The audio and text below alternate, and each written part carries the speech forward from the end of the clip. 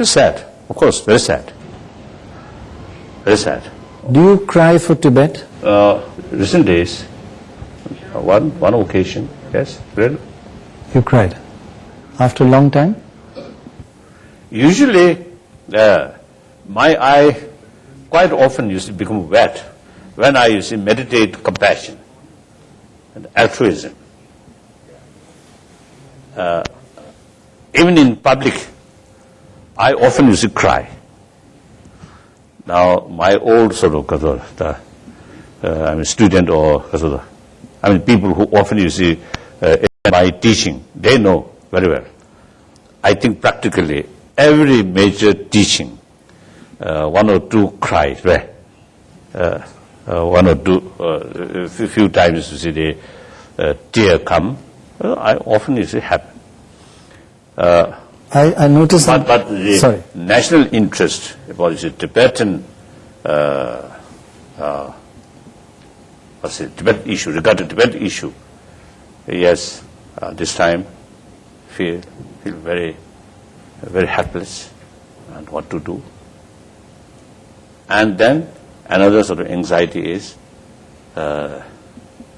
unfortunately, the Chinese sort of propaganda manipulate, now create a picture, now a whole Tibetan now against the Chinese. This is not true. Now they try to create a picture of racial racial sort of problem. Although this kind of racial sort of problem, before 1959, no such feeling. And even before 1950, there were a few Chinese shopkeepers in Lhasa. Usually, we very friendly. No problem. No problem.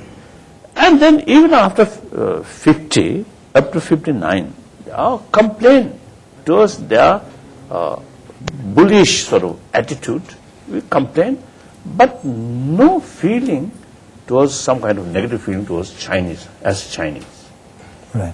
After that, I noticed many Tibetans who come from Tibet in a short period. Now there are some sign of resentment towards some Chinese. This is terribly, this is really, really terrible. Whenever some Chinese want to see me, I always welcome them. I always show our sincerity. And their side also, most cases, Chinese who come from mainland China, whenever we met, most of them cry. They cry when they meet you. Yes, very devotion, very friendly, like that. So, in early, I think 90s, I had to see the opportunity to visit Taiwan.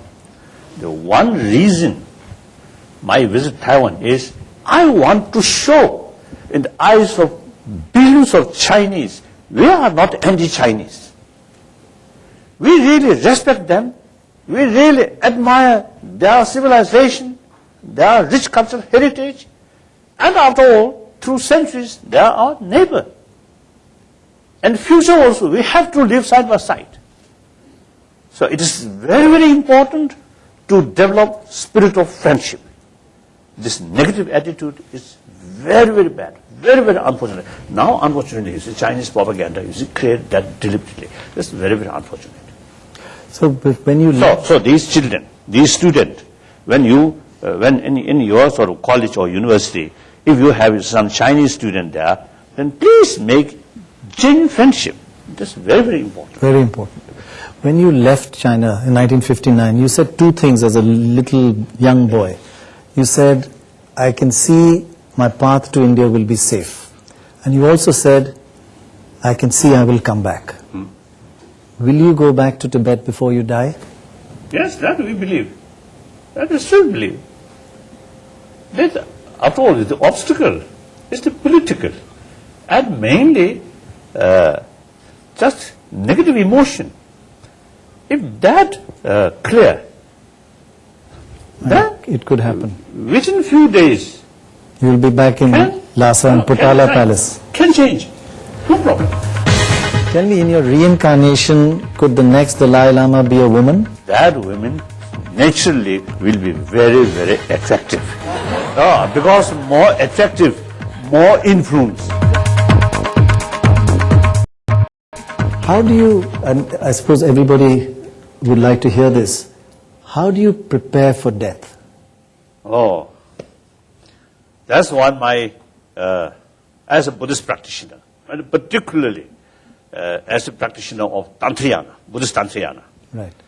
So in my daily practice, meditation, the process of death, visualize the process of death in every day.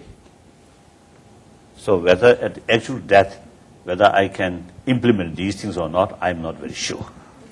But suppose I'm prepared fully. That main meaning is at the process of dissolution of our grosser level of mind and energy. During that period, try to remain conscious, right? Maintain conscious, and remember bodhicitta or infinite altruism, as well as understanding of ultimate reality. So that's the main practice. So in order to practice that, in spite dissolution, the mind becomes subtler. The consciously, maintain conscious is very, very important. So the training is for that. For that last moment to remain conscious at that time. Yes, that's right. Sir, recently I read your stand on self-defense, that if someone is standing right in front of you and shooting you with your gun, then it's not wrong to defend yourself and point a gun at that person. But then again, you say that it's wrong for you. Violence is the wrong method in Tibet's cause. So, sir, I would like to know your stand on that thing, on self-defense. Usually, for example, one mad dog come and approach to you. Then, under that circumstances, practice of compassion, do not do anything for protection oneself. It's foolish. So, someone who actually now trying to kill you, then it is right, to take some measure protection yourself. Now here, real meaning of tolerance is not restrain appropriate action, but actually tolerance means do not let hatred towards that person. So now here, out of sense of concern, out of compassion about that wrongdoer, if you let wrongdoing, ultimately he or she have to face its consequences. If he or she kill you, they will face consequences. But in a way, you have said for 60 years, the Han Chinese have not won the hearts and minds of the Tibetan people. They don't understand your spirituality. In a way, there is this kind of harm they're doing. So the youngsters are saying, in self-defense, we're hitting them here, there. We are not killing them, but we are being violent in self-defense after 60 years, as you say, of oppression or not understanding their spirituality. So do you sympathize with that kind of violence in self-defense, they say? Oh yes, of course, understandable. Right. I understand fully. You see, there are emotions, there are other sort of bully attitude. Right. So then counter or reaction naturally comes. Understandable.